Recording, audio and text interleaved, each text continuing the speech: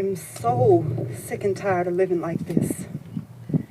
I used to drive a nice car and I had a nice house to live in. And I also used to have black eyes and bruised ribs, so I packed up and left him and moved back in with my mama dragging my 2 babies along. And so with my bruised pride and battered soul and my mama unable to feed me, let alone 2 more, I crawled to Uncle Sam on my black rusty knees, hoping people with college degrees could have some sympathy for me and my babies. But quickly I found this not to be so. Instead, I felt like a damn criminal as they shuffled me behind a heavy metal door in a 2-by-2 foot space with the furniture nailed to the floor. Then they made me feel like a $2 hoe because they wanted to know who I was sleeping with. Did my babies have different daddies, and how did I know?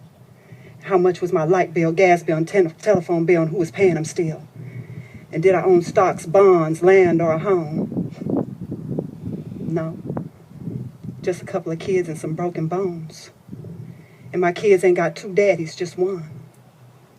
So what I found that what Uncle Sam put me through had a name. ADC.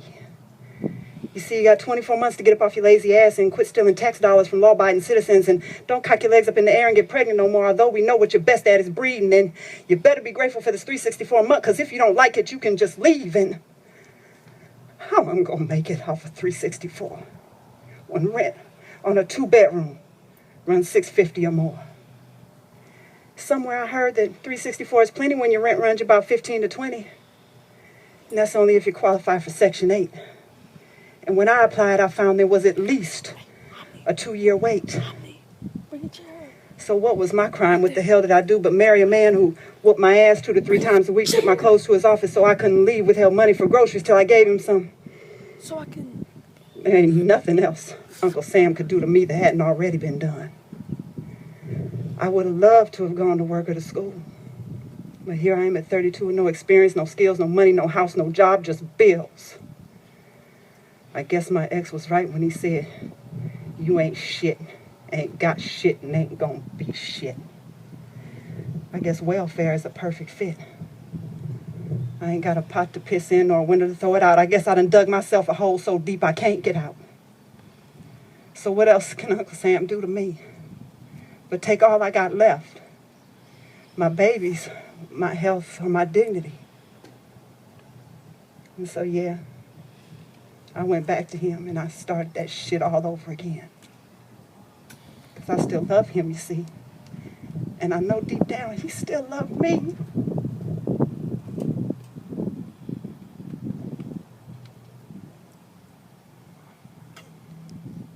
Love. Love, love, love. Love. What a bad rap. Did it turn strong man into sad sap? Did it turn sweet lady all bitter and blue? No. Fall head over heels, loose sensible shoe? No. You gotta be smarter than that, cause true love is where the head and hearts to attach. Cupid's arrow splits the bone marrow. There's stars in your eyes, your heart plays a concerto. Some are only in love with this primary phase. The butterflies in the stomach, the non-ending gaze, the candy hearts and holding in phosphor. Your lady or your man wild hand in hand, but when the stardust settles and it gets really heavy and you want to up the level, but your partner isn't ready, and there never will be another mound of dust bitten. Once bitten, twice shy, but gotta get it through your mind. That's love didn't do that to you. Love didn't do that to you. Love didn't do that to you, nah. Love didn't do that to you, see. Love is patient, love is kind, and amongst other things, yep, love is blind, but love didn't do that to you. Hey, I see you hurting, but was it love or was it the other person? Or was it your fault? Was it circumstantial, nothing that you planned for? Or did you slip up and give 110% because you failed to get that? Love is a 50-50 thing. Well, then is a if we can't meet in the middle, right? Love is fair, gotta try to keep it civil. Or the name calling games will prove to be detrimental. So give a little, get a little, give a little, get a little, give a little, watch it multiply and fill you with the peace and the joy that you get from sacrificial. If the feeling's artificial, let your intuition get you to the love that you need, want, crave, and deserve. You gotta find another scapegoat. It's absurd, cause love didn't do that to you. Love didn't do that to you. Love didn't do that to you. Nah. Love didn't do that to you. See, love is patient. Love is kind, and amongst other things, yeah, love is blind, but love didn't do that to you. Don't say you don't believe in it. Come on. It's the only thing in this life that is made for.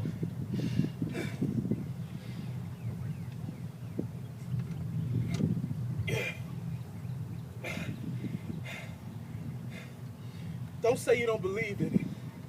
I mean, come on. Everything that you do is for it. It's the only thing in life worth fighting for. And it's sad to see that so many forfeit. See, when it's real hard to ignore it. It's fine with genuine, you can't force to forge it. Only dangerous when it gets tainted or distorted. Your favorite four-letter word, some paint love as some sort of mythical beast, and only on the fools of the world that it feasts. But time after time and through the ages, the wise men and the women in the history pages fall victim to the shams, and they live to be haters, and hate breeds hate through the next generation and across the nation. It's an abomination. You gotta focus your blame and come to the realization that love didn't do that to you. Love didn't do that to you. Love didn't do that to you. Nah, love didn't do that to you. See, love is patient. Love is kind, and amongst other things, yeah, love is blind, but love didn't do that to you. Love didn't do that to you.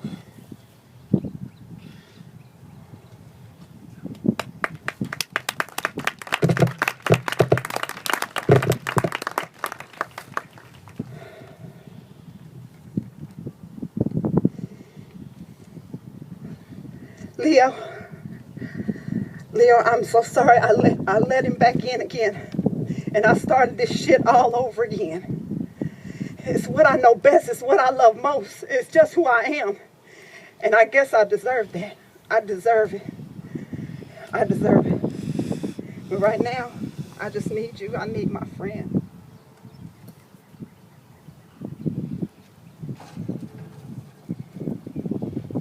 I shouldn't have never left. I knew this was gonna happen. I'm back now, so let's get to rapping. You telling me that he ran up in your place, violated your space, and at the same time, even hit you in the face? Where my burner at? I need you to clap. I'm riding. You ain't finna stop me. I don't care if they pop me. You're my partner. Day one. 24/7, like 24 hours. You the moon and I'm the sun, so give me my gun. But before I leave, let me get this straight. You said that this been happening since you was 8. So at 8 years old, he came through your bedroom door. Told you anything goes, so take off your clothes and get down on the floor. You saying that you was confused, you didn't know what to do. Well, if I was that young and it happened to me, I'd still be confused too. So I can see why you didn't call, since it seemed legit. So you wouldn't mention the fact that he touched you in your private places and gave you attention. Instead of being bored and being ignored while mama's paying her dues, you jumped in her shoes. While he showed you things you never seen before, and you danced to songs you never sang before, and he told you words you never heard before. So it's understandable to keep his little secret, because you didn't want to be called a whore. But you see, the guilt of a secret turns into pain, and pain externalized turns into disdain, and pain internalized turns into self-hate. Now wait, I got you. Again, I'm just trying to get this straight. So let's go back to junior high when you snuck out to your first date. See, he was 10 years older. He can get you in the club, and all he asked from you was a special body rub. Now, all the other guys were just like him, wanted physical satisfaction, and you became the gym. So you took that role, and you thought it was great, especially having grown-up conversations with grown-up boys, and the other girls couldn't relate. So the nicknames became your claim to fame. You graduated school with clout. 70-something men and came up in you, and only one little man came out.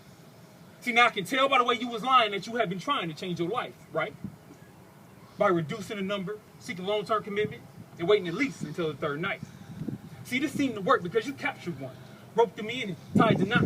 You thought you had control, but you didn't. When he said your mind, you thought he was kidding, and you slipped up when you moved into his spot. So the roles reversed, you became a hostage again. He kept you from your friends and monitored everything that you would do. This put you in a very dark place. It was hard to see yourself, so an old flame came to the rescue. But he was bound to find out, hell, he got burned, and it wasn't his urinary tract. And when he found out that you had tricks, he showed you one by turning your brown eyes blue and black. So when you told me on the phone he did this to your home, you knew what I was on. One black, one chrome speeding across time zones. So when the questions are asked about the aftermath, they'll say, did he do this alone? But you told me stay put. Y'all give the relationship another look, and y'all shook that this would never happen again. But you couldn't see you was a loser, even though you started losing your teeth, your mind, your friend. So yeah, I backed off, kept my mouth shut, while wishing you the best But let me confess, I was worried about you, but I'm glad to see you out that mess. But I gotta be real with you, this hurts my heart. Like, where do I start? Well, I know who you once were. A beautiful woman with great intentions. Now this new you is hiding her. These baggy clothes, this tough demeanor. See, this look was unexpected. I can't say that because the obvious fact is that real men left you unprotected. And since we like 1980 spandex tight, it's only right that I be as honest as I can. You went from Eve to Adam, and with the power of the universe became the he, the him, the man. I mean the he, the him, the man. You became the he, the him, the man. See, he walked all over you, and now you stride like him. He robbed you of your feelings, and now those you hide like him. He cursed your every move, and now you cuss like him. He slept around on you, and now you lust like him. He hurt and bruised your skin, and now you fight like him. He was unfaithful, and now you disappear at night like him. He wore his pants 2 sizes too big, and now you dress like him. You try to protect yourself from them by becoming just like him. I love you. You are the queen of the universe, the giver of breath, the only being in the flesh that can give us the reverse process of death. See, all of the hims and the he's don't speak for the me's, who at the sight of a queen will wear out our knees. I'm about to check my insecurity, not project it onto you. I'm about to never tell you anything other than the truth. I'm about to never degrade you or to curse you in despair. I'm about to protect, to provide, and most importantly, only touch you out of care. See, as a man, I realized I should have never left. I knew this was gonna happen, but I'm back now, so let's get to rapping. Is it done? I don't know. Yes. Are you sure? Yeah. Are you sure? Okay. Is it done?